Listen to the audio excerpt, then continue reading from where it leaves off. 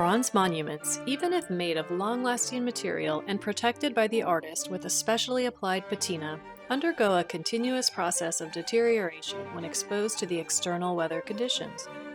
A proper understanding of the degradation mechanisms of the material is indispensable to assure preservation of these monuments to the future generations. The dose-response model describes the magnitude of the response as a function of exposure to a stimulus over a certain time. This scientific tool is used frequently by researchers for describing the weathering of a material as well as other deterioration processes. In our project, we use bronze mock-ups placed next to the Tartini statue and other monuments in Slovenia to study the dose-response relationship. The response corresponded to the physical and chemical changes detected on the mock-up surface.